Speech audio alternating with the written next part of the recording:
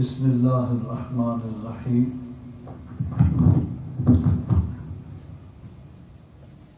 دوسرے سپارے کا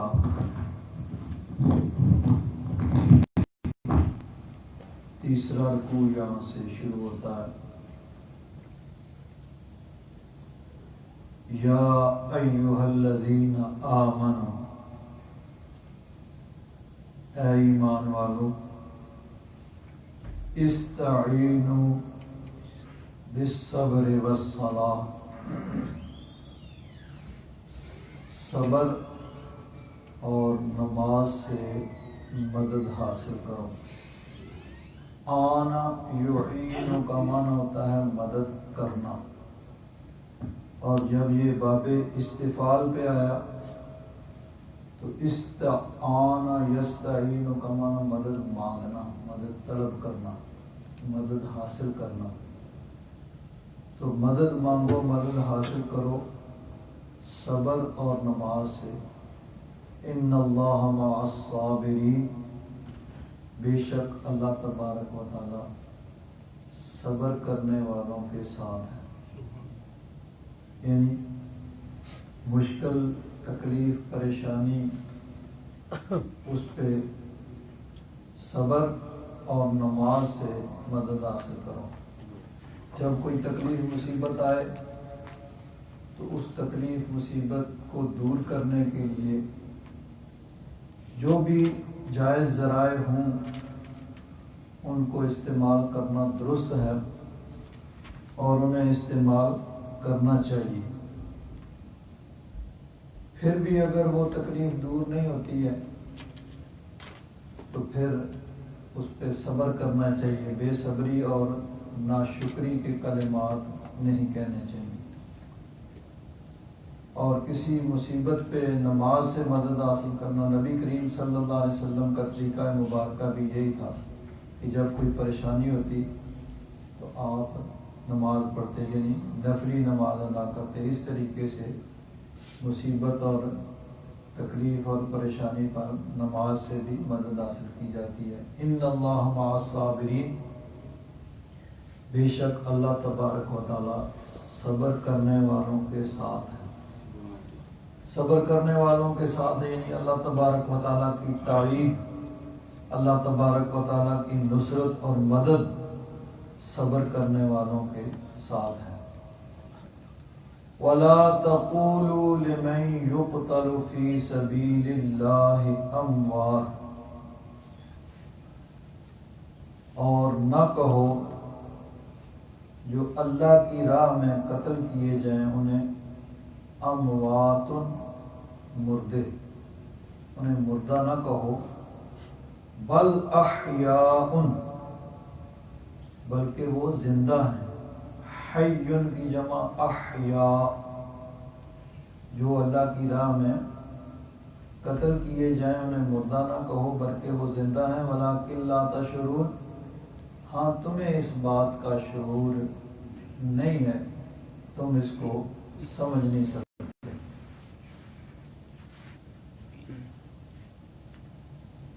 جو آدمی اللہ کی راہ میں دین اسلام کی خاطر قتل کیا جاتا ہے اس کو شہید کہا جاتا ہے۔ یہاں مراد وہ ہے جو اللہ کی راہ میں قتل کیا جائے، یعنی جو شہادت کا درجہ حاصل کرے۔ اب شہادت کا ثواب تو اور بھی بہت سے لوگوں کو ملتا ہے کہ جو آدمی ظلماً قتل کیا جائے، بغیر کسی وجہ کے اس کو قتل کر دیا جائے، وہ بھی شہید ہے۔ اسی طرح جو ناگہانی حادثاتی موت اس میں فوت ہوتا ہے اس کو بھی شہید کا ثواب ملتا ہے۔ بہت سی بیماریاں ہیں جن میں فوت ہونے والا اس کو شہادت کا ثواب ملتا ہے، اس کی بشارت دی گئی ہے۔ ایک حدیث پاک میں کہ اگر کہیں طاعون پھیل جائے اور جو آدمی صبر کر کے وہاں رہے، وہاں سے بھاگے نہیں، اگر اس کو موت واقع ہوگی تو اس کو شہادت کا ثواب ملے گا۔ تو اس اعتبار سے شہید تو بہت زیادہ ہے، لیکن شرعی احکام جو شہید کے ہیں وہ صرف اس پہ لاگو ہوتے ہیں جو میدان جنگ میں دشمن سے لڑتے ہوئے جام شہادت نوش کر لے۔ اس کے متعلق اللہ تبارک و تعالیٰ نے فرمایا کہ جو اللہ کی راہ میں قتل کیا جائے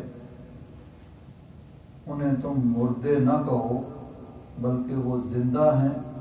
لیکن تمہیں اس کا شعور نہیں ہے۔ شعور کیوں نہیں ہے؟ کہ بہرحال موت تو واقعہ ہوئی ان پہ،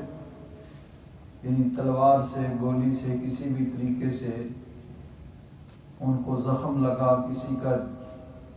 سر تن سے جدا ہو گیا، کسی کا جسم ٹکڑے ٹکڑے ہو گیا، کوئی بم کے دھماکہ ہوا، تو موت تو واقعہ ہوئی، یعنی موت کا قانون ان پہ طاری ہوا۔ اب ان کے لیے عالم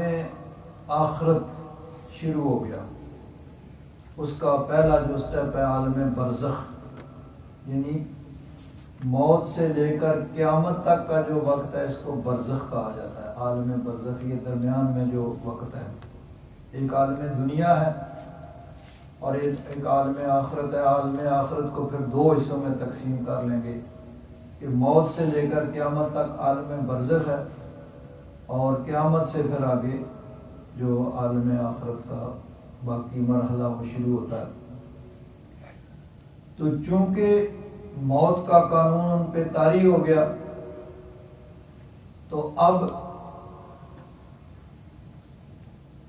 ان کی زندگی جو ہے اس کو ہم نہیں سمجھ سکتے کہ اس دنیا میں رہتے ہوئے ہم عالم برزخ کے احکام کو نہ سمجھ سکتے ہیں، نہ ان کو صحیح طریقے سے جان سکتے ہیں۔ مثلا قبر کے اندر مردے سے سوالات ہوتے ہیں۔ اب یہ قبر کی قید اس لیے ہے کہ قبر کے اندر اس کو رکھا جاتا ہے، دفنایا جاتا ہے، لیکن اگر کسی کو نہیں دفنایا گیا تو سوالات تو اس سے بھی ہوں گے۔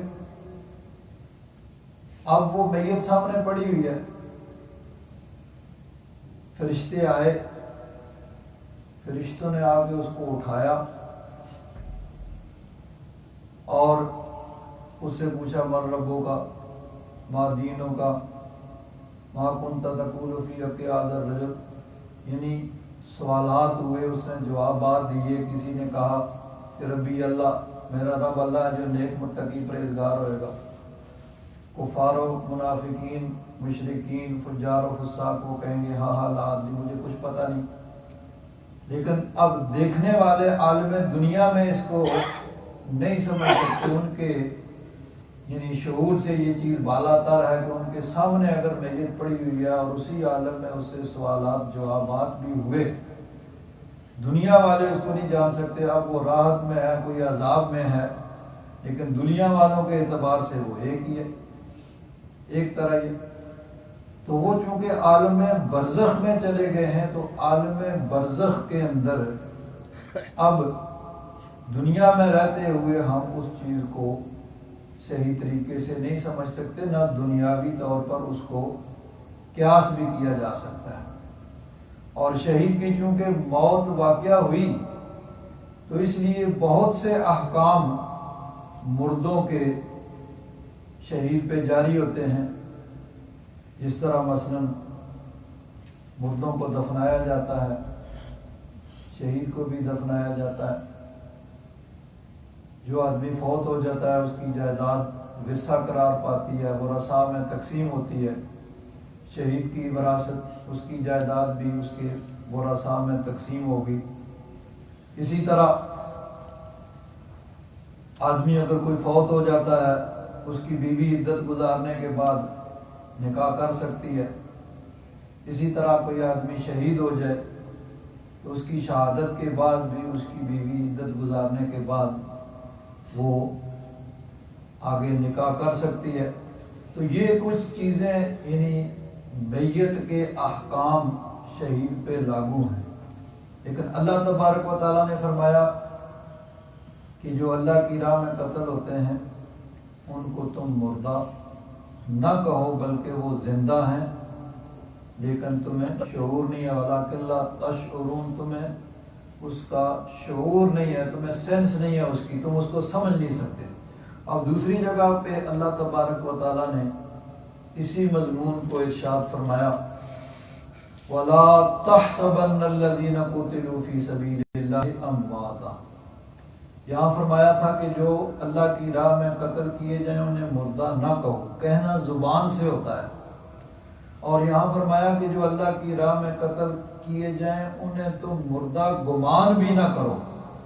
یعنی دل و دماغ میں بھی یہ خیال نہیں آنا چاہیے کہ وہ مر چکے ہیں۔ تو زبان سے مردہ کہنے سے منع فرمایا، بلکہ ان کو مردہ گمان کرنے سے بھی منع فرما دیا کہ ان کو تم مردہ سمجھو بھی نہیں، بل احیاء، بلکہ وہ زندہ ہیں۔ یہاں فرمایا تھا وَلَٰكِن لَا تَشْعُرُونَ، تمہیں اس کا شعور نہیں ہے، اور یہاں سورہ آل عمران میں فرمایا بل احیاء عند ربهم یرزقون، بلکہ وہ زندہ ہیں اور رب کے ہاں ان کو رزق بھی دیا جاتا ہے۔ فرحین، وہ خوش ہیں، بما آتاہم اللہ من فضل، جو اللہ تبارک و تعالیٰ نے انہیں اپنے فضل سے دیا ہے۔ وَيَسْتَبْشِرُونَ، اور وہ خوشخبری دیتے ہیں بِالَّذِينَ لَمْ يَلْحَقُوا بِهِم مِّنْ خَلْفِهِمْ، انہیں جو ان سے ابھی نہیں ملے ان کے پیچھے۔ کیا خوشخبری دیتے ہیں؟ اللہ خوف علیہم ولا هم يحزنون، کہ ان پر نہ کوئی خوف ہے اور نہ وہ غمگین ہوں گے۔ یستبشرون بنعمت من اللہ، وہ اللہ کی نعمت سے وہ خوش ہیں، وفضل، اللہ کی نعمت اور اس کے فضل سے وہ خوش ہیں۔ وَأَنَّ اللَّهَ لَا يُضِيعُ أَجْرَ الْمُؤْمِنِينَ، اور اللہ تبارک و تعالیٰ مومنوں کے اجر کو ضائع نہیں فرماتا۔ تو جو اللہ کی راہ میں قتل کیے جائیں فرمایا انہیں مردہ نہ کہو بلکہ زندہ ہیں،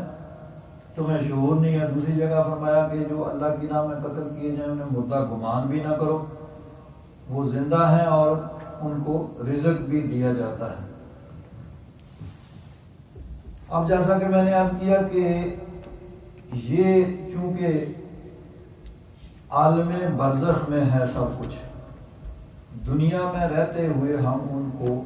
سمجھ نہیں سکتے، لیکن یہ جو شہداء کی زندگی ہے یہ حقیقی زندگی ہوتی ہے، ورنہ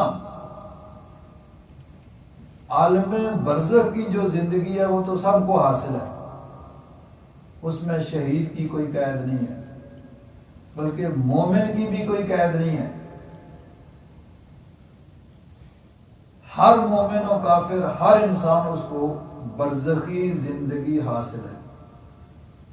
وہ برزخی زندگی ہے، برزخ کے اندر وہ زندہ ہے۔ علامہ اقبال نے کیا کہا؟ موت کو غافل سمجھا ہے اختتام زندگی، موت کو غافل سمجھا ہے اختتام زندگی، ہے یہ شام زندگی صبح دوام زندگی۔ اس دنیا کی زندگی کی تو شام ہو گئی، انتہا ہو گئی، لیکن ہمیشہ رہنے والی زندگی کی وہ صبح ہے، وہاں سے آگے شروع ہوتی ہے۔ تو عالم برزخ، اس کے اندر ہر انسان کو برزخی زندگی حاصل ہے، اسی لیے اب قبر کے اندر اس کو بٹھایا جاتا ہے، سوالات کیے جاتے ہیں، تو بٹھایا جانا زندگی کی دلیل ہے، اور سوالات کیا جانا، پھر اس کا جوابات دینا، جو بھی جواب دے، جواب تو دے رہا، تو جواب زندہ ہی دے سکتا ہے۔ تو یہ دنیا کی زندگی ختم ہو گئی، اب عالم برزخ کی زندگی شروع ہو گئی، اور وہ سب کے لیے ہے، اس کے اندر کوئی شہید کی قید نہیں ہے، مومن کی قید نہیں ہے، کافر کو بھی برزخی زندگی حاصل ہے، اور مومن کو جو آرام اور راحت پہنچ رہا ہے وہ زندگی کی دلیل ہے، زندہ انسان ہی محسوس کر سکتا ہے، اور کافر کو اور منافق کو اور مشرک کو فساق و فجار کو جو عذاب ہو رہا ہے وہ بھی زندگی کی دلیل ہے۔ تو برزخی زندگی وہ سب کو حاصل ہے، لیکن شہید کی یہ جو زندگی ہے یہ وہ عام برزخی زندگی نہیں ہے جو سب کو حاصل ہو۔ اگر وہی برزخی زندگی ہے جو سب کو حاصل ہے تو پھر اس تخصیص کی کوئی وجہ نہیں کہ تم ان کو مردہ نہ کہو بھائی، ان کو مردہ گمان بھی نہ کرو، وہ زندہ ہیں، تمہیں شعور نہیں ہے، وہ زندہ ہے، انہیں رزق دیا جاتا ہے۔ تو یہ جو کہا گیا اس کا مطلب یہ ہے کہ وہ عام برزخی زندگی نہیں ہے، بلکہ اس سے الگ کوئی زندگی ہے جس کو یعنی دنیا کی زندگی کی طرح۔ اب یہاں غور کیجئے کہ شہید جو ہوتا ہے سب کے سامنے اس پہ تلوار سے نیزے سے وار کیا گیا، یا اس کو گولی لگی، یا بم کا اس کے اوپر گرا، یا کسی بھی طریقے سے اس کی موت واقعہ ہوئی، اس کے باوجود اللہ تبارک و تعالیٰ نے فرمایا کہ انہیں تم مردہ نہ کہو، وہ زندہ ہیں، انہیں تمہیں شعور نہیں ہے، اور دوسری جگہ فرمایا کہ وہ زندہ ہیں اور تم انہیں مردہ گمان بھی نہ کرو، وہ زندہ ہیں اور ان کو رزق بھی دیا جاتا ہے۔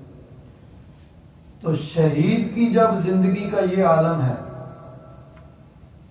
تو جس کا درجہ شہید سے بھی بلند ہے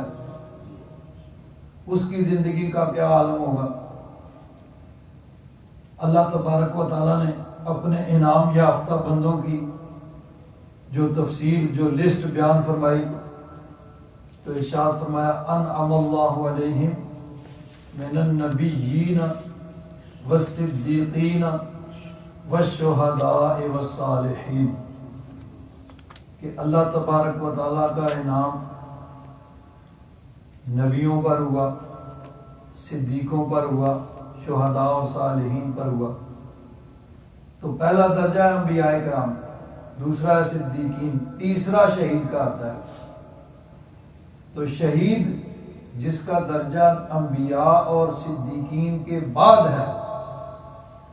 اس کے بارے میں فرمایا کہ اس کو تم مردہ نہ کہو بلکہ وہ زندہ ہیں، تمہیں شعور نہیں ہے، انہیں مردہ نہ کہو بلکہ وہ زندہ ہیں، مردہ گمان بھی نہ کرو، زندہ ہیں، اور تمہیں یعنی ان کو رزق بھی دیا جاتا ہے۔ تو جب شہید کی زندگی کا یہ عالم ہے تو پھر صدیقین کی زندگی کا کیا عالم ہوگا، اور انبیاء کرام کی زندگی کا کیا عالم ہوگا۔ چنانچہ حدیث پاک میں آتا ہے نبی کریم صلی اللہ علیہ وسلم نے ارشاد فرمایا ان اللہ حرم علی الارض ان تأکل اجساد الانبیاء، اللہ تبارک و تعالیٰ نے زمین پر حرام کر دیا ہے کہ وہ نبیوں کے جسموں کو کھائے۔ فنبی اللہ حی یرزق، ان اللہ حرم علی الارض ان تاکل اجساد الانبیاء فنبی اللہ حی یرزق، اللہ نے زمین پر حرام کر دیا ہے انبیاء کرام کے جسم کو کھانا، بس اللہ کا نبی زندہ ہے اور ان کو رزق بھی دیا جاتا ہے۔ دوسری حدیث پاک میں ہے الانبیاء احیاء، انبیاء کرام سارے کے سارے، یعنی یہ صرف حضور کی تخصیص نہیں ہے بلکہ فرمایا کہ سارے انبیاء زندہ ہیں، یصلون فی قبورہم، اپنی قبروں میں نمازیں بھی پڑھتے ہیں۔ چنانچہ حدیث معراج جو ہے جس میں نبی کریم صلی اللہ علیہ وسلم نے اپنے معراج کے واقعہ کو بیان فرمایا، اس میں فرمایا مررت بقبر موسیٰ، معراج کی رات میں حضرت موسیٰ علیہ السلام کی قبر کے پاس سے گزرا، عند الکثیب الاحمر، وہ سرخ ٹیلے کے پاس حضرت موسیٰ علیہ السلام کی قبر ہے، اس کے پاس سے میں گزرا، فَإِذَا هُوَ قَائِمٌ يُصَلِّي فِي قَبْرِهِ، تو کیا دیکھا کہ موسیٰ علیہ السلام قبر میں کھڑے ہو کر نماز پڑھ رہے تھے۔ تو اب نماز پڑھنا یہ زندگی کی دلیل ہے، تو یعنی برزخی زندگی سب کو حاصل ہے، اس میں انبیاء کرام کی کوئی تخصیص نہیں ہے، مومن کی بھی تخصیص نہیں ہے، کافر کو بھی حاصل ہے، لیکن یہ جو زندگی ہے شہداء کی اور صدیقین کی اور انبیاء کی، یہ صرف عام برزخی زندگی نہیں ہے بلکہ یہ حقیقی زندگی ہے۔ تو حضرت موسیٰ علیہ السلام یصلی فی قبرہ، علماء نے اس کا ایک اور معنی بھی بیان کیا ہے کہ گرامر کے اعتبار سے، علم نحو کے اعتبار سے اذا جو ہے اس کو کہتے ہیں اذا مفاجاتیہ، یعنی کوئی کام اچانک ہو تو وہاں اذا بولا جاتا ہے۔ اذا یعنی یہ کام ہوا فوراً یہ ہو گیا۔ اس کی مثال عربی جو گرامر کی کتابیں، نحو کی کتابوں میں ان کی اس طرح دی جاتی ہے، خرجت فاذا اسد قائم، میں باہر نکلا تو کیا اچانک دیکھا کہ شیر کھڑا ہے، تو یہ اس کو اذا مفاجاتیہ کہا جاتا ہے۔ علماء کہتے ہیں کہ یہاں اس کو اذا مفاجاتیہ بھی قرار دیا جا سکتا ہے کہ مررت بقبر موسیٰ فاذا هو قائم یصلی فی قبرہ، کہ میں معراج کی رات حضرت موسیٰ علیہ السلام کی قبر کے پاس سے گزرا تو وہ فوراً کھڑے ہو گئے اور کھڑے ہو کر دست بستار کرتے ہیں، الصلاۃ والسلام علیک یا رسول اللہ، صلی اللہ علیہ وسلم۔ نماز پڑھنا بھی ہوتا ہے اور درود پڑھنا بھی ہوتا ہے۔ علماء فرماتے ہیں اس کا یہ معنی بھی ہو سکتا ہے، اذا مفاجاتیہ لیا جائے کہ میں حضرت موسیٰ علیہ السلام کی قبر کے پاس سے گزرا تو وہ فوراً کھڑے ہو گئے اور کھڑے ہو کر انہوں نے درود و سلام پڑھنا شروع کر دیا۔ بہرحال عام معنی یہی ہوتا ہے کہ فاذا هو قائم یصلی فی قبرہ، کہ وہ اپنی قبر میں کھڑے ہو کر نماز پڑھ رہے تھے۔ تو اب حضرت موسیٰ علیہ السلام جن کو سینکڑوں برس تقریباً اندازاً 2000 سال گزر چکے تھے اس وقت حضور کے یعنی ظاہری حیات کے وقت، ان کو حضرت موسیٰ علیہ السلام کو اس دنیا سے گئے ہوئے 2000 سال گزر چکے ہیں، تو 2000 سال کے بعد وہ اپنی قبر کے اندر کھڑے ہو کر نماز پڑھ رہے ہیں۔ تو انبیاء کرام کو اللہ تبارک و تعالیٰ نے یعنی برزخی زندگی سے بڑھ کر حقیقی زندگی عالم برزخ کے اندر عطا فرمائی ہے۔ جب شہداء کی زندگی کا یہ عالم ہے تو پھر صدیقین، حضرت پیر کرم شاہ صاحب رحمۃ اللہ تعالیٰ علیہ فرماتے ہیں جب شہداء کی زندگی کا یہ حال ہے تو انبیاء اور صدیقین امت جو شہیدوں سے مرتبہ و شان میں بالاتفاق اعلیٰ اور برتر ہیں، ان کی زندگی میں کیوں کر شبہ کیا جا سکتا ہے؟ اسی زندگی کی وجہ سے ان کے جسم خاکی بھی صحیح و سلامت رہتے ہیں۔ چنانچہ حضرت امام مالک رضی اللہ تعالیٰ عنہ نے موطا امام مالک کے اندر ایک حدیث پاک روایت کی ہے کہ جنگ احد کے 46 برس بعد حضرت عمر بن جموع اور حضرت عبداللہ بن جبیر کی قبریں، یہ دونوں غزوہ احد میں شہید ہوئے تھے اور وہاں مدفون تھے۔ سیلاب کی وجہ سے ان کی جب قبریں کھل گئیں تو ان کے جسم جو تھے وہ بالکل تر و تازہ اور شگفتہ اور شاداب پائے گئے، جیسے انہیں یعنی ابھی دفن کیا گیا۔ اور اس کے بعد آگے فرماتے ہیں اس 20ویں صدی کا واقعہ ہے کہ جب دریائے دجلہ حضرت عبداللہ بن جابر اور دیگر شہداء کی قبروں کے بالکل نزدیک پہنچ گیا تو حکومت عراق نے ان شہداء کرام کی لاشوں کو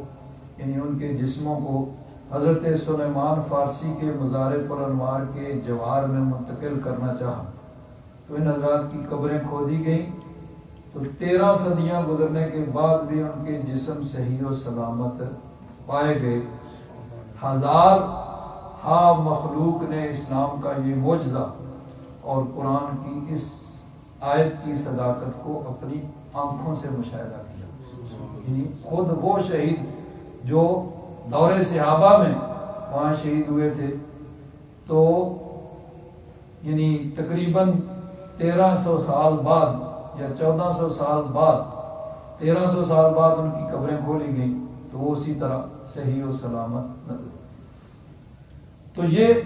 یعنی شہداء کی زندگی، شہداء سے صدیقین اور انبیاء کا درجہ اعلیٰ ہے تو ان کی زندگی بھی اعلیٰ ہوگی. اسی لیے دیکھیے حضرت سلیمان علیہ السلام آپ بیت المقدس کی تعمیر کر رہے ہیں اور تعمیر کے لیے آپ نے جنوں کو کام پہ لگایا ہوا کہ جن بھی آپ کے تابع تھے اور آپ ان سے بڑے مشکل اور بھاری کام لیتے تھے. تو جنوں کو آپ نے بیت المقدس کی تعمیر کے لیے لگایا ہوا ہے، ان کو سارا نقشہ بنا کے سمجھا دیا بھئی یہ یوں یوں ایسے ایسے ایسے کرنا ہے. اب ادھر سے حضرت سلیمان علیہ السلام کی موت کا وقت بھی قریب آ گیا. حضرت سلیمان علیہ السلام نے سوچا کہ میری موت کے بعد یہ جن جو ہے کام جو ہے وہ چھوڑ دیں گے. اللہ تبارک و تعالیٰ کی بارگاہ میں عرض کیا کہ یا رب ذوالجلال تیرا حکم اٹل ہے لیکن یہ کام جو ہے یہ پھر کیسے مکمل ہوگا. اللہ تبارک و تعالیٰ نے فرمایا چلو ٹھیک ہے اس کا بھی انتظام کر لیتے ہیں. حضرت سلیمان علیہ السلام نے ایک شیشے کا مکان بنایا. شیشے میں باہر سے نظر آ رہا ہے کہ آدمی اندر کھڑا ہے. تو اس شیشے کے مکان کے اندر آپ اپنا عصا جو تھا، لاٹھی جو تھی آپ کی کھونڈی، اس پہ ٹیک لگا کے کھڑے ہو کے عبادت الہی میں مشغول ہو گئے. اب جن جو ہے وہ دیکھ رہے ہیں کہ اگر سرکشی کی، کوتاہی کی تو حضرت سلیمان علیہ السلام سزا دیں گے، اس لیے وہ کام میں لگے ہوئے ہیں. حضرت سلیمان علیہ السلام اسی طرح کھڑے ہیں عصا کے سہارے پہ. اللہ تبارک و تعالیٰ نے حضرت ملک الموت کو بھیجا، انہوں نے آپ کی روح کو قبض کر لیا. آپ کی موت واقع ہوگی، آپ اسی طرح کھڑے ہیں. اب کھڑے ہیں اور جن جو ہیں وہ صرف دور سے دیکھ رہے ہیں کہ حضرت سلیمان علیہ السلام کھڑے ہیں اور کام میں لگے ہوئے ہیں. جب بیت المقدس کی تعمیر جو ہے مکمل ہوگی، 1 سال یا 3 سال مختلف اقوال اس کے بارے میں گزر گئے. جب تعمیر مکمل ہوئی اب قدرت الہی، تقدیر الہی بھی آگے بھی ٹھیک ہے، وہ کام بھی مکمل ہو گیا. حضرت سلیمان علیہ السلام کا وہ جو عصا تھا دیمک نے اس کو چاٹ لیا، دیمک نے اس کو کھا لیا. جب دیمک نے کھایا وہ عصا ٹوٹ گیا تو حضرت سلیمان علیہ السلام کا جسم بھی نیچے آ گیا. تو اب جنوں کو معلوم ہوا بھئی یہ تو حضرت سلیمان علیہ السلام کی تو موت واقع ہوگی. اللہ تبارک و تعالیٰ ارشاد فرماتا ہے فَلَمَّا قَضَيْنَا عَلَيْهِ الْمَوْتَ، جب ہم نے حضرت سلیمان علیہ السلام کے بارے میں ان کی موت کا فیصلہ کیا. یہ سورہ 22واں سپارہ ہے اور سورہ سبا. حضرت سلیمان علیہ السلام کا ذکر کرتے ہوئے اللہ تبارک و تعالیٰ نے ارشاد فرمایا کہ حضرت سلیمان علیہ السلام کی ہوا بھی تابع کی تھی. غدوها شہر و رواحها شہر، کہ وہ صبح کے چند گھنٹوں میں 1 مہینے کا سفر طے کر لیتے تھے اور شام کو چند گھنٹوں میں وہ سفر طے کر لیتے تھے. اتنا ہی. وَأَصَلْنَا لَهُ عَيْنَ الْقِطْرِ، تانبے کا چشمہ ہم نے ان کے لیے بہا دیا. وَمِنَ الْجِنِّ، اور کچھ جن بھی ان کے تابع کر دیے تھے. مَن يَعْمَلُ بَيْنَ يَدَيْهِ بِإِذْنِ رَبِّهِ، جو ان کے سامنے رب کے حکم سے، ان کے رب کے حکم سے وہ کام کرتے تھے. من اگر تبعیضیہ ہو تو کچھ، اور اگر من بیانیہ ہو تو یعنی جن سارے ان کے تابع تھے. وَمَن يَزِغْ مِنْهُمْ عَنْ أَمْرِنَا نُذِقْهُ مِنْ عَذَابِ السَّعِيرِ، اور جو ان میں سے ٹیڑھا ہو، جو نافرمانی کرے، کوتاہی سستی کرے، تو پھر اس کو آگ کا عذاب ہم دیں گے. يَعْمَلُونَ لَهُ مَا يَشَاءُ، جن ان کے لیے کام کرتے تھے جو وہ چاہتے تھے، محارب وہ محرابیں تعمیر کرنا، تماثیل مجسمے، وجفان کل جواب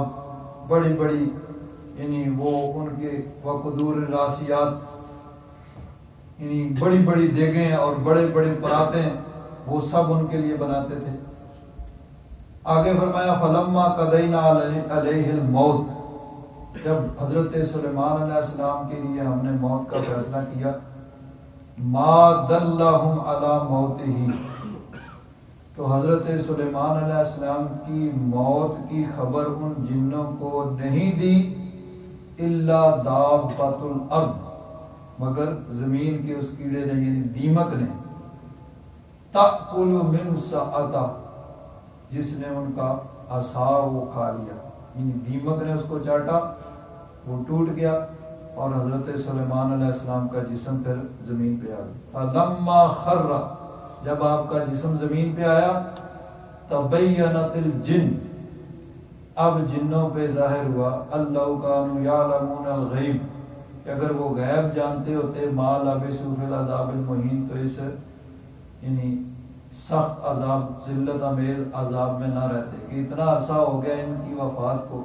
تو ہم صرف دیکھتے رہے، شیشے میں سے کھڑے ہوئے تو ہم کام میں لگے رہے، پہلے پتہ چل جاتا تو ہم کام چھوڑ دیتے۔ تو اب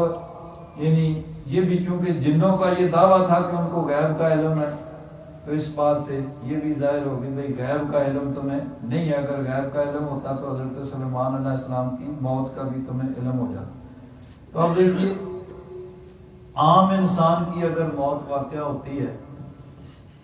تو چاہے اس کو قبر میں دفنایا جائے، اور قبر میں دفنایا بھی اسی لیے جاتا ہے کہ باہر اگر میت رہے گی تو پھولے گی، پھٹے گی، بدبو کا توہین ہوگی، تو اس لیے قبر کے اندر دفنا دیا جاتا ہے، بھئی اسی کے اندر سب کچھ رہے، باہر کچھ نہ آئے، اور کچھ عرصہ کے بعد یعنی صرف ہڈیاں رہ جاتی ہیں، گوشت ختم ہو جاتا ہے وقت گزرنے کے ساتھ ساتھ، ہڈیاں بھی مٹی کے ساتھ مٹی ہو جاتی ہیں۔ لیکن یہ حضرت سلیمان علیہ السلام ہے کہ سال یا 3 سال گزر گئے اسی طرح کھڑے ہیں، آخر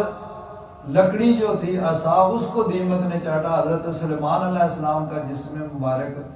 پھر بھی اسی طرح رہا۔ تو یہ ہے انبیاء کرام کی زندگی جو اللہ تبارک و تعالی ان کو برزخ میں عطا فرماتا ہے، یعنی عام برزخی زندگی سے بڑھ کر اعلیٰ اور حقیقی زندگی، جس طرح دنیا کی زندگی ہوتی ہے اسی طرح کی زندگی اللہ تبارک و تعالیٰ ان کو عطا فرماتا ہے۔ لیکن چونکہ وہ عالم برزخ میں ہے تو بہت سے دنیا کے احکام شہداء پر بھی اور انبیاء کرام پر بھی لاگو ہوتے ہیں، کہ انبیاء کرام کو بھی قبر مبارک میں دفن کیا جاتا ہے، اور کچھ احکام جو ہیں وہ یعنی دنیاوی ان پہ لاگو ہوتے ہیں۔ تو اللہ تبارک و تعالیٰ ان کو عالم برزخ میں حقیقی زندگی جو ہے وہ عطا فرماتا ہے۔ آگے فرمایا وَلَنَبْلُوَنَّكُمْ بِشَيْءٍ مِّنَ الْخَوْفِ وَالْجُوعِ، بے شک ہم تمہیں آزمائیں گے کچھ خوف سے، بھوک سے، وَنَقْصٍ مِّنَ الْأَمْوَالِ وَالْأَنفُسِ، مالوں اور جانوں میں کچھ کمی سے، والثمرات اور پھلوں میں کچھ کمی سے، وَبَشِّرِ الصَّابِرِينَ، اور اے محبوب صبر کرنے والوں کو خوشخبری سنا دو، الذین اذا اصابتہم مصیبہ، وہ جب کہ ان کو کوئی مصیبت پہنچے، قالوا انا للہ و انا الیہ راجعون، تو کہتے ہیں کہ بے شک ہم اللہ کے لیے ہیں اور یقیناً ہم نے اللہ تبارک و تعالیٰ کی طرف ہی لوٹ کر جانا ہے۔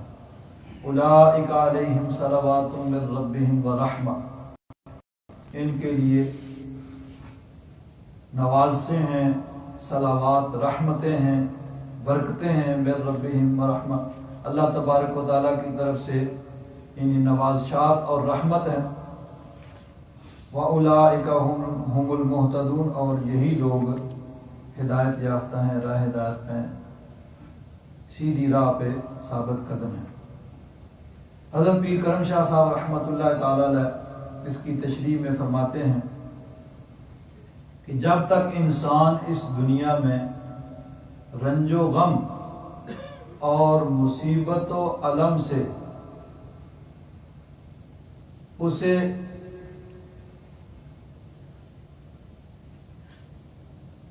جب تک اس انسان اس دنیا میں ہے،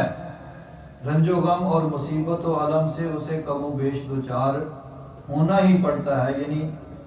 یہ انسان کی زندگی کا حصہ ہے کہ جب تک انسان زندہ ہے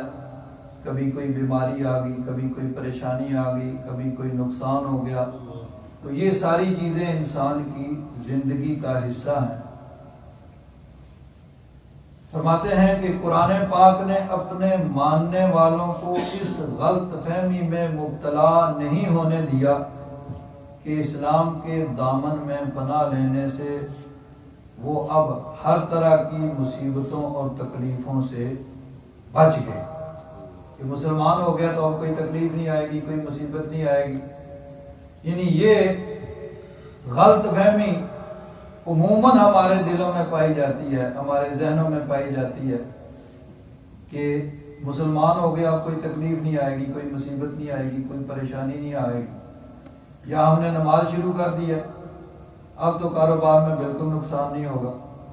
اب تو کوئی بیماری نہیں آئے گی، کوئی پریشانی نہیں آئے گی، یا ہم نے حج کر لیا ہے اب کیسے پریشانی آئے گی۔ یہ چیزیں نہیں ہیں کہ آدمی مسلمان ہو گیا یا نمازی یا حجی بن گیا تو اب اس پہ کوئی پریشانی، کوئی تکلیف، کوئی مصیبت نہیں آئے گی، نہیں ہے۔ تو حضرت پیر کرم شاہ صاحب رحمۃ اللہ تعالی علیہ فرماتے ہیں قرآن نے اپنے ماننے والوں کو اس غلط فہمی میں مبتلا ہونے نہیں دیا کہ اسلام کے دامن میں پناہ لینے سے وہ اب ہر طرح کی مصیبتوں اور تکلیفوں سے بچ گئے۔ یہ چیز نہیں ہے کہ کوئی پریشانی یا کوئی مصیبت نہیں آئے گی، بلکہ اللہ تبارک و تعالیٰ فرماتا ہے کہ ہم تمہیں آزمائیں گے۔ تو یہ تکلیفیں، مصیبتیں، پریشانیاں، بیماریاں یہ آزمائش کے طور پر انسان پہ آتی ہیں، بلکہ نیک متقی پرہیزگار لوگ جو ہیں ان پہ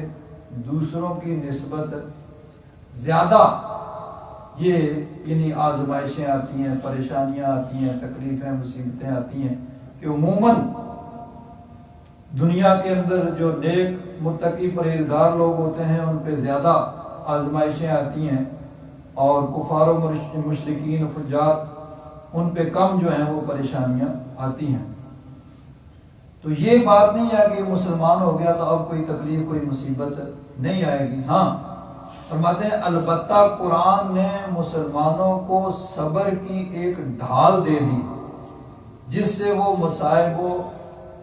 حوادث کے بے رحم حملوں سے اپنا بچاؤ کر سکتے ہیں، کہ تکلیف، مصیبت، پریشانی آئی ہے، صبر کرو۔ جیسا کہ میں نے پہلے عرض کیا کہ ہمارے لیے، عام انسانوں کے لیے یہی ہے کہ کوئی تکلیف، کوئی مصیبت، کوئی پریشانی آ جائے تو اس کو دور کرنے کے لیے جائز طریقہ جو بھی ہے اس کو استعمال کیا جائے۔ پریشانی یعنی بیماری آتی ہے تو علاج، معالجہ، یہ سب چیزیں یعنی اسباب کو اختیار کرنا چاہیے۔ اسی طرح جو بھی پریشانی آئے، جائز جو بھی طریقہ ہے اس پریشانی کو دور کرنے کا اس کو بروئے کار لانا چاہیے، اس کو استعمال کرنا چاہیے اور اس پریشانی کو دور کرنے کی کوشش کرنی چاہیے۔ ہاں پھر بھی اگر وہ تکلیف، کوئی مصیبت، پریشانی دور نہیں ہوتی ہے تو پھر صبر کرنا چاہیے، بے صبری اور ناشکری نہیں کرنی چاہیے۔ وہ خاص اہل اللہ جو ہیں ان کا مقام ہوتا ہے جو راضی بے رضا ہوتے ہیں، کہ جو تکلیف آ جائے تو اس کو دور کرنے کی کوشش بھی نہیں کرتے بلکہ اس کو دور کرنے کی دعا بھی نہیں مانگتے۔ اب نبی کریم صلی اللہ علیہ وسلم نے خبر دے دی کہ حضرت امام علی مقام میدان کربلا میں شہید ہوں گے، اہل بیت سب جانتے ہیں، حضرت علی جانتے ہیں، حضرت فاطمہ الزہرا جانتے ہیں، حضرت عبداللہ بن عباس فرماتے ہیں ہم سب اہل بات کو اس بات کا علم تھا، ہم سب لیکن کسی نے یہ دعا نہیں کی کہ یا رب ذوالجلال یہ پریشانی نہ آئے، کیونکہ وہ جانتے تھے کہ یہ ایک امتحان ہے جس کے ذریعے سے اور بلند درجے اور مرتبے حاصل ہوں گے۔ تو اللہ والوں کا مقام جو ہوتا ہے وہ الگ ہوتا ہے، وہ راضی برضا ہوتے ہیں، وہ کسی پریشانی کو دور کرنے کے لیے اس کو دور کرنے کے لیے جائز ذرائع کو بھی بروئے کار نہیں لاتے۔ حضرت ابراہیم علیہ السلام کو نمرود نے باندھ دیا، آگ میں پھینکنے کی تیاری ہو رہی ہے، تو عالم بالا میں ہلچل مچ گئی، فرشتوں نے عرض کیا کہ یا رب ذوالجلال تیرے خلیل کو آگ میں پھینکا جا رہا ہے، تو اگر ہمیں اجازت ہو تو ہم مدد کریں۔ فرشتے حاضر ہوتے ہیں تو حضرت جبریل امین آ کے عرض کرتے ہیں کہ اگر آپ حکم دیں تو یہ آگ میں اٹھا کے سمندر میں پھینک دوں، اور اگر آپ کا مزید حکم ہو تو یہ اٹھا کے انہی نمرودیوں پہ پھینک دیں، اسی آگ میں جل پائیں۔ آپ نے فرمایا اما الیک فلا، تجھ سے کوئی حاجت نہیں ہے۔ حضرت جبریل امین عرض کرتے ہیں پھر رب کی بارگاہ میں عرض کیجیے، تو حضرت ابراہیم علیہ السلام فرماتے ہیں علمہ بحالی حسبی من سوالی، کہ میرے رب کا علم مجھ سے زیادہ جانتا ہے، وہ میرے حال سے مجھ سے زیادہ واقف ہے، اور اگر میرے رب کی رضا اس میں ہے تو ایک جان دے کے اگر رب راضی ہو جاتا ہے تو پھر یہ سودا بڑا سستا ہے، یہ کوئی مہنگا سودا نہیں ہے۔ تو وہ صبر و رضا کا سب سے اعلیٰ مقام تھا جو ان حضرات نے حاصل کیا، میدان کربلا میں حضرت امام علی مقام نے حاصل کیا۔ ہمارے لیے یہی حکم ہے کہ ہم کوئی تکلیف مصیبت پریشانی آ جائے تو اس کو دور کرنے کے لیے جائز جو ذرائع ہیں ان کو اختیار کیا جائے، پھر بھی اگر وہ دور نہیں ہوتی ہے تو پھر صبر کیا جائے، بے صبری اور ناشکری نہ کی جائے۔ تو حضرت پیر کرم شاہ صاحب فرماتے ہیں کہ یہ غلط فہمی دور کی جا رہی ہے کہ مسلمان ہونے سے پھر آپ کو کوئی تکلیف مصیبت نہیں آئے گی، ہاں یہ ہے کہ صبر کی ایک ڈھال دی گئی ہے جس کے ذریعے سے تم اپنا دفاع کرو۔ انہیں ایک ایسا عقیدہ دے دیا جو ان کے سکون و قرار کو نازک ترین لمحوں میں بھی سلامت رکھ سکتا ہے۔ ہر شخص جانتا ہے کہ جس کے ہاتھ سے صبر کا دامن چھوٹ گیا اس میں مقابلہ کی ہمت ختم ہو جاتی ہے اور مصیبتیں اسے خس و خاشاک کی طرف بہا لے جاتی ہیں۔ لیکن اگر اللہ تبارک و تعالیٰ پر توکل کرتے ہوئے مصائب کے سامنے ڈٹا رہے تو یہ کالے بادل خود بخود چھٹ جاتے ہیں۔ نیز جس شخص کا یہ عقیدہ ہو کہ میں بھی اور میرا سب کچھ میرا اپنا نہیں بلکہ اللہ تبارک و تعالیٰ کا دیا ہے، وہ کسی کے مرنے یا کھیتی باڑی اور کاروبار میں نقصان واقع ہونے سے اتنا دلگیر ہی کیوں ہوگا کہ اس کا حوصلہ ٹوٹ جائے، بلکہ وہ نئی جد و جہد کے لیے اپنے آپ کو تازہ دم پائے گا۔ اسی لیے قرآن پاک نے واقعات کی طویل فہرست ذکر کرنے کے ساتھ ساتھ وہ گر بھی بتا دیا جس پر عمل کر کے وہ ان نازک مرحلوں میں کامیابی حاصل کر سکتا ہے۔ تو صبر کی اللہ تبارک و تعالیٰ نے تلقین فرمائی، چنانچہ نبی کریم صلی اللہ علیہ وسلم کی احادیث مبارکہ بھی اسی پر، نبی کریم صلی اللہ علیہ وسلم نے ارشاد فرمایا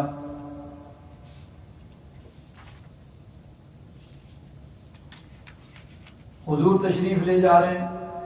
دیکھا کہ ایک قبر کے پاس ایک عورت جو ہے وہ بیٹھی ہوئی ہے اور وہ قبر کے پاس بیٹھ کر رو رہی ہے۔ واقعہ یہ تھا کہ اس عورت کا بیٹا فوت ہو گیا تھا اور وہ اپنے بیٹے کی قبر کے پاس بیٹھ کر رو رہی ہے۔ مر النبی صلی اللہ علیہ وسلم بامرأۃ تبکی عند قبر، وہ قبر کے پاس بیٹھ، اپنے بیٹے کی قبر کے پاس بیٹھ کر رو رہی ہے. اور یہ فطرت انسانی ہے، انسان کی فطرت ہے. اور خاص طور پر عورتیں جو ہیں مردوں کی نسبت دکھ تو سب کو ہے، لیکن عورتوں اس کا اظہار زیادہ کریں گی. تو وہ اپنے بیٹے کی قبر کے پاس بیٹھ کر رو رہی ہے. فقال اتق اللہ، تو حضور نے اسے فرمایا کہ تو اللہ سے ڈر، بس میری، اور صبر کر. یعنی اللہ تبارک و تعالیٰ کی وہ چیز تھی، اللہ تعالیٰ نے لے لی، تو اللہ سے ڈر اور صبر کر. اب وہ چونکہ بہت پریشانی میں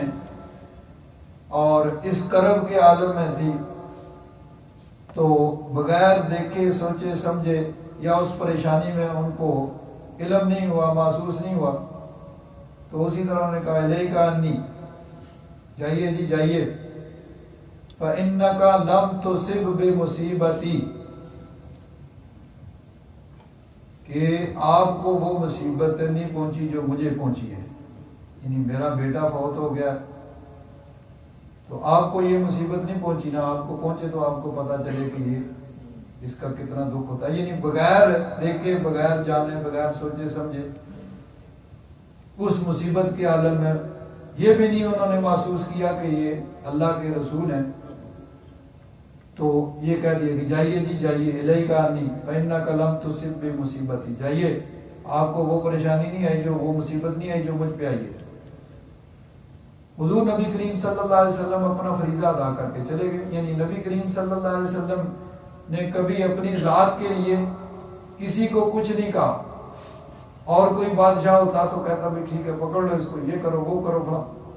نبی کریم صلی اللہ علیہ وسلم اپنی ذات کے لیے نہیں، کچھ ٹھیک ہے بھائی ہمارا ایک فریضہ تھا، ایک ڈیوٹی ادا کر دی، کوئی بات نہیں، اس نے کہہ دیا. وَلَمْ تَعْرِفْهُ، اس نے حضور کو پہچانا نہیں، اور بغیر یعنی وہ سوچے اور یہ جانے ہوئے یہ کہہ دیا. فَقِيلَ لَهَا إِنَّهُ النَّبِيُّ صلی اللہ علیہ وسلم، بعد میں کسی نے کہا کہ تو نے یہ کیا کیا، یہ اللہ کے رسول، اللہ کے محبوب تھے، جن کو تو نے اس طرح یعنی یہ کلام جو کیا ہے حضور کی شان کے خلاف، تو نے اس طرح بات کی ہے، تو تجھے پتہ نہیں تھا یہ نبی کریم صلی اللہ علیہ وسلم. اب ان کو احساس ہوا کہ میں نے یعنی اس طرح اتنی بڑی غلطی کی ہے. فَأَتَتْ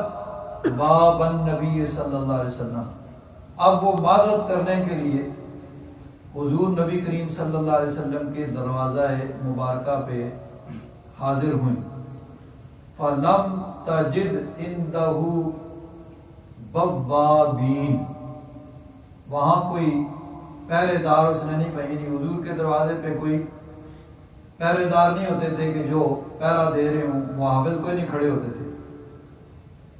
اور حضور کی بارگاہ میں وہ آ کے عرض کرتی ہیں لم اعرف کا، یعنی وہ معذرت کرتی ہیں کہ حضور مجھ سے غلطی ہوگی، میں نے آپ کو پہچانا نہیں تھا، اس لیے میں نے وہ بات کی کہ جائیے جائیے، آپ کو وہ مصیبت نہیں آئی جو مجھ پہ آئی. تو حضور میں نے کیونکہ پہچانا نہیں تھا، میں غم میں تکلیف میں تھی، پریشانی میں تھی، اس لیے میں نے وہ عرض کی. فقال عند الصدمۃ الاولى، تو حضور نے اس کی بات کا پھر بھی کوئی نہیں کہا، وہ تو ٹھیک ہے بھائی معاملہ گزر گیا. حضور نے فرمایا کہ صبر جو ہوتا ہے وہ صدمہ اولا کے وقت ہوتا ہے، یعنی جس وقت صدمہ آئے اس وقت صبر کا امتحان ہوتا ہے. بعد میں تو سب کو ہی صبر آ جاتا ہے، سبھی صبر کر لیتے ہیں، لیکن اصل صبر کا امتحان اس وقت ہوتا ہے جس وقت کوئی صدمہ پہنچا ہے، اس وقت دیکھا جاتا ہے کہ کتنا اس کے اندر صبر ہے. اور یہ یاد رکھیں، عربی میں کہتے ہیں گفتن آسان است کردن مشکل. کہہ دینا بڑا آسان ہوتا ہے، لیکن کر کے دکھانا جو ہے وہ اصل کام ہوتا ہے. اب تلقین کرنا، تبلیغ کرنا، یہ تو بڑا آسان کام ہے، ہر آدمی یہ کام کر سکتا ہے، اور سب لوگ کرتے ہیں دوسروں کو تلقین. یعنی جب دو آدمی لڑ رہے ہوتے ہیں نا تو ایک آدمی ادھر سمجھاتا ہے ادھر سمجھاتا نہیں بھائی کوئی بات نہیں ہے، ایسے نہیں کرنا چاہیے، لڑائی نہیں کرنا چاہیے، جگہ یہ باتیں ہوتی رہتی ہیں، یہ ہوتا ہے وہ۔ اب اگر اسی کے ساتھ کسی کا معاملہ ہو جائے تو وہ سارے بھاشن بھول جائے گا، ساری ہدایتیں بھول جائے گا کہ جس بات پہ وہ دوسرے کو نصیحت کر رہا تھا، اگر خود اس کے ساتھ وہ معاملہ پیش آ جائے، یعنی وہ ہوتے ہیں نا جو دوسرے، میں عام طور پر یہ بات کرتا ہوں کہ ہمارے جو لیڈر ہوتے ہیں وہ کہتے ہیں کہ جی مولویوں میں بڑی شدت ہوتی ہے، یہ بڑے سخت ہوتے ہیں، لڑتے ہیں جھگڑتے ہیں، مذہبی معاملات میں ان میں ٹالرنس نہیں ہوتی ہے، برداشت نہیں ہوتی ہے، ذرا سی بات پہ آپس میں فسادات شروع ہو جاتے ہیں، یہ کسی کو برداشت نہیں کر سکتے، کسی دلیل سے جواب نہیں دیتے، بڑی ہمیں نصیحتیں، گھنٹوں کی تقریریں ہوتی ہیں۔ اب اسی کے 1 گھنٹے کی تقریر کے بعد اس کے لیڈر کے بارے میں ذرا سی ہلکی بات کر دو، سیاسی لیڈر کے بارے میں، جو ہمیں کہتے ہیں نا کہ جی اللہ تعالیٰ کو گالی دیتا، کوئی بات نہیں، کوئی بات نہیں، ٹالرنس ہونی چاہیے، برداشت ہونی چاہیے، کوئی نبی کریم صلی اللہ علیہ وسلم کی گستاخی کر رہا ہے وہ سیاسی لیڈر، کوئی بات نہیں ہے بھائی، سننی چاہیے، دوسروں کے، ہر کسی کا حق ہے بات کرنے کا، اسلام کے کوئی اعتراض کرتا ہے، قرآن پہ اعتراض کرتا ہے تو ہمیں یہی نصیحت، کوئی بات نہیں، کوئی بات نہیں۔ اب اسی آدمی کی پارٹی کے بارے میں یا اس کے لیڈر کے بارے میں ذرا سی بات کرو، وہ سارے بھاشن بھول جائے گا کہ میں نے کیا 1 گھنٹہ تقریر کی ہے، پھر وہ سب بھول جائے گا کہ ٹالرنس بھی کوئی ہوتی ہے، برداشت بھی کوئی ہوتی ہے، وہ پھر بڑے بڑے لیڈر وہ سب بھول جاتے ہیں، اور پھر وہ کچھ ہوتا ہے کہ جو یعنی جو مولوی بھی نہیں کرتے وہ سیاسی لیڈر کرتے۔ تو بہرحال کہنا بڑا آسان ہوتا ہے، کر کے دکھانا جو ہے وہ مشکل ہے، لیکن یہ ہمارے آقا احمد مجتبی محمد مصطفیٰ صلی اللہ تعالی علیہ وسلم، آپ کا کمال ہے، اللہ تبارک و تعالیٰ نے آپ کو جو ہزارہا خصوصیات عطا فرمائی ہیں، ان میں سے ایک یہ بھی ہے کہ نبی کریم صلی اللہ علیہ وسلم نے جو فرمایا سب سے پہلے خود اس پہ عمل کر کے دکھایا، اور اگر وہ وقت نہیں تھا تو جب وقت آیا تو عمل کر کے دکھایا۔ بھئی ہم صرف زبانی تبلیغ کرنے والے نہیں بلکہ عملی تبلیغ کرنے والے ہیں، سب سے پہلے ہم کرنے والے ہیں جو کہتے ہیں۔ چنانچہ دیکھیے اس عورت کو نبی کریم صلی اللہ علیہ وسلم صبر کی تلقین فرما رہے ہیں۔ نبی کریم صلی اللہ علیہ وسلم کے صاحبزادے حضرت ابراہیم رضی اللہ تعالیٰ عنہ، وہ وہاں کی روٹین کے مطابق مدینہ منورہ میں ایک صحابی تھے جو لوہار کا کام کرتے تھے، ابو سیف ان کا نام تھا، اور ان کا کام تھا، لوہار تھے وہ، یہ کام کرتے تھے۔ ان کے ہاں وہ دودھ پیتے تھے اس روٹین کے مطابق، جس طرح بچوں کو دوسروں کے ہاں دودھ پینے کے لیے بھیجا جاتا تھا۔ تو وہ بیمار ہو گئے، غالباً نبی کریم صلی اللہ علیہ وسلم کو اطلاع ملی ہوگی کہ وہ بہت بیمار ہیں، حضور تشریف لے گئے اور ساتھ میں صحابہ اکرام بھی ہیں۔ تو نبی کریم صلی اللہ علیہ وسلم وہاں تشریف لے گئے، حضور کے صاحبزادے حضرت ابراہیم، ان کو حضور کی بارگاہ میں پیش کیا گیا، فقبلہ وشمہ، حضور نے ان کو چوما، ان کو سونگا۔ ثم دخلنا علیہ بعد ذلک وابراہیم یجود، یعنی یہ پہلے ایک واقعہ، پھر دوسرا واقعہ کہ دوسری دفعہ جب گئے تو اس وقت وہ یعنی بیمار تھے اور بہت زیادہ، اور عالم نزع طاری تھا، یجود بنفسہ، یعنی ان کی جان جو ہے وہ نکل رہی تھی، جان دے رہے تھے۔ فجعلت عینا رسول اللہ صلی اللہ علیہ وسلم تذرفان، تو حضور کی چشمان مبارک آنکھوں سے حضور کے آنسو جاری ہو گئے۔ فقال له عبد الرحمن بن عوف، حضرت عبد الرحمن بن عوف جو ساتھ تھے، یعنی ان کا خیال یہ تھا کہ شاید آنسوؤں کا آ جانا بھی یہ یعنی صبر کے خلاف ہے،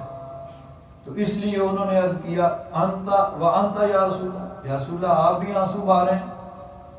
تو حضور نے فرمایا یا ابن عوف انہا رحمت، یہ جو آنسوؤں کا آ جانا بے اختیار، یہ انسان کے اختیار میں کنٹرول میں نہیں ہے، اور یہ اللہ تبارک و تعالیٰ کی رحمت ہے، یعنی یہ شریعت نے منع نہیں کیا ہے، یہ اللہ تبارک و تعالیٰ نے منع نہیں کیا ہے۔ ثم اتبعها باخرى، پھر حضور کی آنکھوں میں آنسو آ گئے۔ فقال ان العین تدمع، حضور نے فرمایا کہ آنکھیں آنسو بہاتی ہیں، والقلب یحزن، اور دل جو ہے وہ غمگین ہوتا ہے، ولا نقول الا ما یرضى ربنا، لیکن ہم زبان سے وہی کہیں گے جس میں رب کی رضا ہے۔ رب کی رضا کے خلاف کوئی ناشکری کا کلمہ، بے صبری کا کلمہ زبان پہ نہیں آئے گا، یعنی وہ آنسوؤں کا بہنا وہ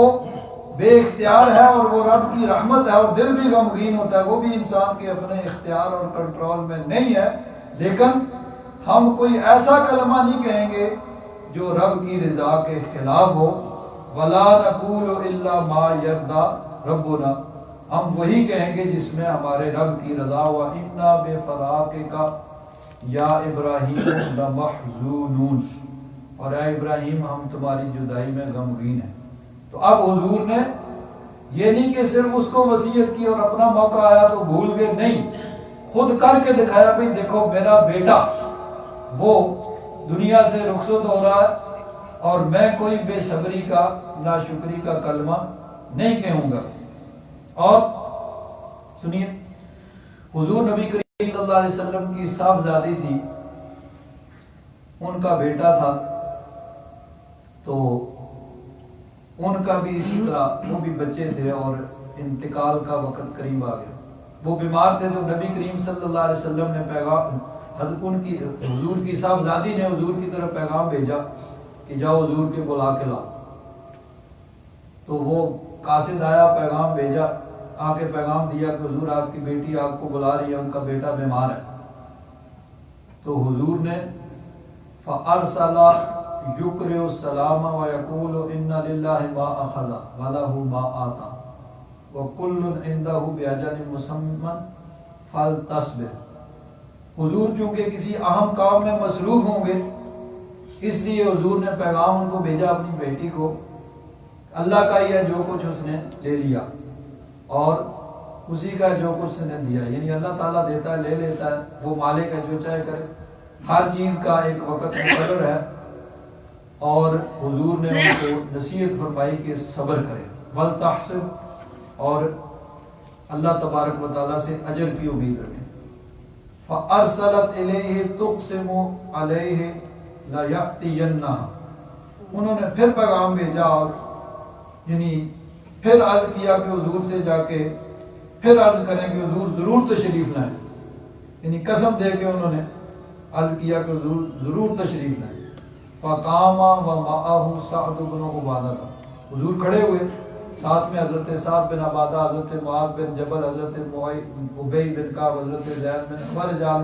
کچھ اور یعنی افراد بھی تھے صحابہ کرام۔ حضور تشریف لے گئے،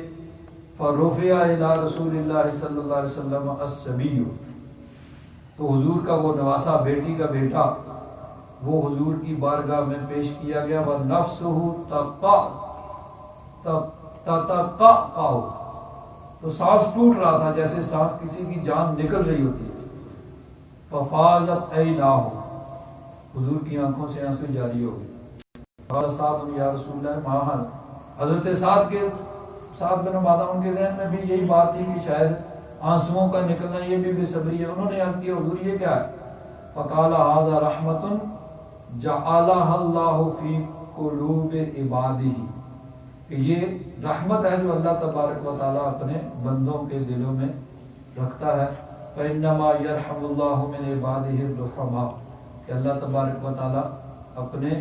بندوں میں سے انہی پہ رحم فرماتا ہے جو رحم کرنے والے ہوتے ہیں۔ تو یعنی آنسوؤں کا آنا یہ تو فطری چیز ہے، اور یہ منع نہیں ہے۔ اصل چیز کیا ہے؟ بے صبری، اور وہ ہم جو ہے وہ نہیں کریں گے، یعنی اپنے بیٹے کے وفات کے موقع پہ اور نواسے کے وفات کے موقع پہ کر کے دکھایا بھئی ہم جس کی نصیحت کر رہے ہیں خود سب سے پہلے کر کے دکھا رہے ہیں، یہ نہیں کہ دوسروں کو نصیحت کریں اور خود جو ہے اس پہ عمل نہیں کریں. یہ نبی کریم صلی اللہ علیہ وسلم کا طریقہ مبارکہ نہیں. حضور نے سب سے پہلے خود جو بھی فرمایا ہے خود اس پہ عمل کر کے دکھایا. اور دیکھیے یہ بھی اللہ تبارک و تعالیٰ کی حکمت ہے کہ نبی کریم صلی اللہ علیہ وسلم کے 3 یا 4 صاحبزادے ہوئے ہیں، روایات مختلف ہیں، اور وہ سب کے سب بچپن میں ہی یعنی حضور کی ظاہری حیات میں اس دنیا سے تشریف لے گئے. حضور کی 4 صاحبزادیاں ہیں، 4 میں سے 3 صاحبزادیاں حضور کی زندگی میں اس دنیا سے تشریف لے گئی. صرف حضرت فاطمہ الزہرا بعد میں بچیں اور وہ بھی 6 مہینے کے بعد ان کا وصال ہو گیا. تو یہ یعنی تکلیفوں مصیبتوں کا آنا یہ نہیں ہے کہ آدمی مسلمان ہو جائے گا تو اس پہ کوئی تکلیف نہیں آئے گی. یہ اللہ تبارک و تعالیٰ کی اس میں حکمتیں ہوتی ہیں، اور یہ یعنی اہل ایمان اور نیک متقی پرہیزگار لوگوں پہ دوسروں کی نسبت زیادہ آتی ہیں. ہاں اللہ تبارک و تعالیٰ نے صبر کا ایک ہتھیار دیا ہے جس کے ذریعے سے ان تکلیفوں اور مصیبتوں کا ہم نے مقابلہ کرنا ہے. اب آخر میں ایک اور چیز حضرت قبلہ چشتی صاحب ایک تحریک شروع فرما رہے ہیں زیارت قبور کی، کہ لوگوں کو اس طرف متوجہ کیا جائے کہ قبرستان جانا چاہیے، فاتحہ پڑھنی چاہیے، قبروں کی زیارت کرنی چاہیے. اور یہ یعنی شروع سے طریقہ آ جا رہا. تمام جتنی احادیث مبارکہ کی کتابیں ہیں ان میں زیارت قبور کا باب موجود ہے. ابھی ویسے ہمارے اکثر لوگ جو ہیں ان کا ذہن اس چیز کو قبول نہیں کر رہا کہ یہاں دفنانا چاہیے. وہ کہتے ہیں ٹھیک ہے زندہ تو یہی رہنا چاہیے لیکن مرنے کے بعد ہماری میت جو ہے وہ پاکستان لے جانا. لیکن بہرحال ٹھیک ہے، یہ کوئی ناجائز اور حرام بھی نہیں ہے، لیکن بہتر یہ ہے کہ جہاں انسان فوت ہو وہیں پہ دفن کیا جائے. اسی لیے میں نے تو کب سے یہ کہہ دیا، حضرت قبلہ چشتی صاحب نے بھی کب سے کہہ دیا ہے بھائی ٹھیک ہے یہیں پہ دفنائیں، پیچھے بھیجنے کی ضرورت نہیں ہے. بہرحال زیارت قبور جو ہے وہ یعنی ثواب کا کام بھی ہے اور یہ اسلام میں مطلوب بھی ہے. نبی کریم صلی اللہ علیہ وسلم نے پہلے منع فرمایا تھا، بعد میں پھر اس کی اجازت دی اور فرمایا کہ میں نے تمہیں زیارت قبور سے منع کیا تھا تو اللہ فضول ہوا، اب زیارت کیا کرو. یعنی اس کی اجازت اور اس کی ترغیب دی کہ زیارت قبور کیا کرو، قبروں میں جایا کرو. فاتحہ شریف بھی انسان پڑھتا ہے اور اس میں یہ بھی حکمت ہے کہ یہ انسان کو اپنی موت کی یاد دلاتی ہے کہ انسان یہ دیکھتا ہے کہ یہ جو لوگ ہیں یہ قبروں میں پڑے ہیں، یہ سب ہماری طرح زندہ انسان تھے اور دنیا میں انہوں نے زندگی گزاری ہے، اور جس طرح یہ قبروں میں چلے گئے ہم نے ان قبروں میں جانا. اس میں قبر کو چوم سکتے ہیں، قبر کو نہیں چومنا چاہیے. اعلیٰ حضرت فاضل بریلوی رضی اللہ تعالیٰ نے جو طریقہ لکھا ہے وہ یہ ہے کہ قبر چاہے ولی اللہ کی ہو، کسی کی بھی قبر ہو، 4 ہاتھ دور کھڑے ہو کر فاتحہ شریف پڑھی جائے. نہ قبر کو ہاتھ لگایا جائے نہ چوما جائے. ویسے منع نہیں ہے، ناجائز نہیں ہے، حرام نہیں ہے، لیکن بہتر یہ ہے کہ ہاتھ بھی نہ لگایا جائے، چوما بھی نہ جائے. لیکن اگر کوئی چومتا ہے تو یہ جو شرک کا فتویٰ لگایا جاتا ہے یہ بھی بہت زیادہ شدت اور سختی ہے، اور یہ اپنے پاس سے ہے، اللہ تبارک و تعالیٰ کی طرف سے یا رسول اللہ صلی اللہ تعالیٰ علیہ وسلم کی طرف سے نہیں ہے. کیونکہ شرک ہوتا ہے کہ اللہ تبارک و تعالیٰ کی ذات یا صفات میں کسی کو شریک کیا جائے. یا تو کہیں کہ اللہ کی قبر کو چومنا جائز ہے اور کی قبر کو معاذ اللہ ثم معاذ اللہ. تو یہ شرک یا ناجائز یا حرام نہیں ہے، لیکن بہتر یہ ہے ہمارے بزرگوں نے جو طریقہ بیان کیا ہے کہ قبر سے کم از کم 4 ہاتھ دور کھڑے ہو کے فاتحہ شریف پڑھی جائے اور دعا کی جائے. اب زیارت قبور، قبروں کی زیارت، اور اس میں ایک بڑا اہم مسئلہ ہے. گزشتہ دنوں غالباً چشتی صاحب نے وہاں یعنی پروگرام میں بھی اس کی طرف اشارہ کیا. عورتیں بھی جو ہیں وہ زیارت قبور کے لیے جا سکتی ہیں، وہ بھی جا سکتی ہیں، لیکن شرط یہ ہے کہ بے پردگی نہ ہو، مردوں عورتوں کا آزادانہ اس طرح بے محرموں کا نامحرموں کا اختلاط نہ ہو، وہاں بے صبری اور اس طرح کے کوئی کلمات نہ کہے جائیں، خلاف شریعت کوئی کام نہ ہو، تو عورتیں بھی زیارت قبور کے لیے جا سکتی ہیں۔ حضرت مفتی احمد یار خان صاحب نعیمی رحمۃ اللہ تعالیٰ علیہ فرماتے ہیں کہ حق یہ ہے کہ یہ جو اجازت دی گئی ہے نا الا فزوروا، اس میں مرد و عورت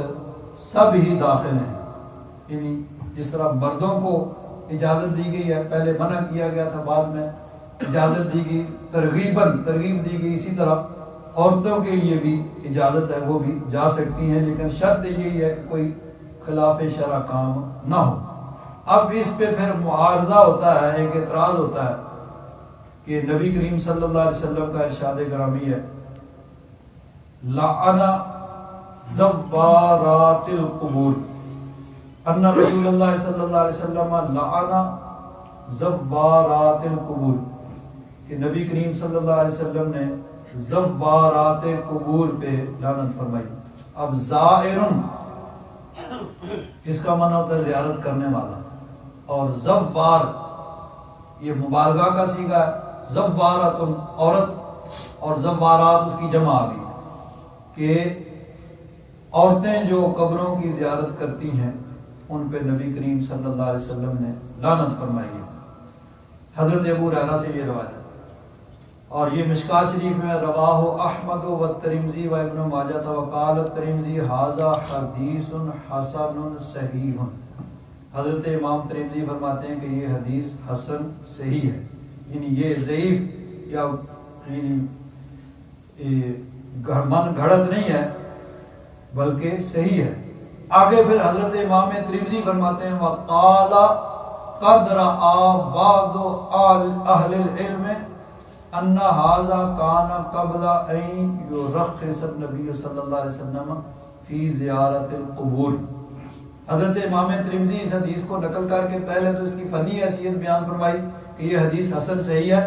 پھر فرمایا کہ بعض اہل علم کا یہ نقطہ نظر ہے کہ یہ جو حضور کا ارشاد ہے یہ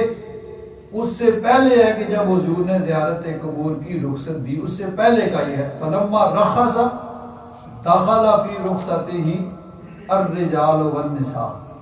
جب حضور نے رخصت دے دی تو اب یہ رخصت سب کو شامل ہے، مرد بھی اور عورتیں بھی سب جا سکتے ہیں۔ اب اس میں کوئی تخصیص نہیں ہے، حضور نے چونکہ عام اجازت دی الا فزوروا، تو جن کو منع کیا تھا سب کو اجازت ہے، تو مرد بھی جا سکتے ہیں، عورتیں بھی جا سکتی ہیں، لیکن شرط یہی ہے کہ خلاف شریعت کوئی کام نہ ہو۔ اور حضرت مفتی احمد یار خان صاحب نے اس کی اور بھی توجیہ کی ہے کہ یہ جو زوارات یہ مبالغہ کا صیغہ ہے، تو فرماتے ہیں کہ معنی یہ ہوں گے کہ ان عورتوں پہ لعنت ہے جو ہمیشہ ہر وقت بے پردہ و بے حیائی سے قبرستان کی زیارتیں کرتی پھرتی ہیں، ان کا یہی مشغلہ ہے۔ تو حدیث محکم ہے، جیسا کہ زوارات مبالغہ کا صیغہ سے معلوم ہو رہا ہے، یعنی مطلب یہ ہے کہ جو جن کا اور کوئی کام ہی نہیں ہے وہی چلی ہر وقت ادھر چلی رہتی ہیں اور پھر ساتھ خلاف شریعت کام کرتی ہیں۔ تو لیکن حضرت امام ترمذی فرماتے ہیں کہ یہ پہلے کا حکم ہے، یعنی بعد کے حکم کے ساتھ یہ منسوخ ہو گیا اور اجازت عام ہے، مرد بھی جا سکتے ہیں، عورتیں بھی جا سکتی ہیں۔ بہرحال تمام احادیث کی کتاب میں زیارت قبور کا یعنی یہ باب موجود ہے، اور زیارت قبور کی تلقین جو ہے وہ کی گئی ہے اور ترغیب دی گئی ہے۔ تو میرا خیال ہے چشتی صاحب کی بلا نے ایک پروگرام بنایا ہے اتوار کو ظہر کی نماز کے بعد، اور ٹائموں میں جا سکتے ہیں، تو یہ ایک پروگرام بنایا، لیکن بہرحال کوشش کرنی چاہیے جب بھی ٹائم ہو، یعنی زیارت قبور اچھی چیز ہے اور فاتحہ شریف پڑھنی چاہیے،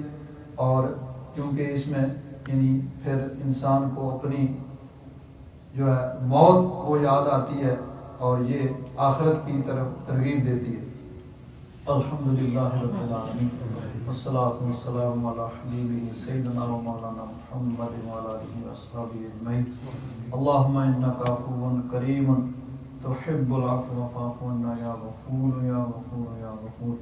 صلی اللہ تعالی علی حبیبہ سیدنا و مولانا محمد وعلی آلہ وصحبہ اجمعین برحمتہ۔ اللہ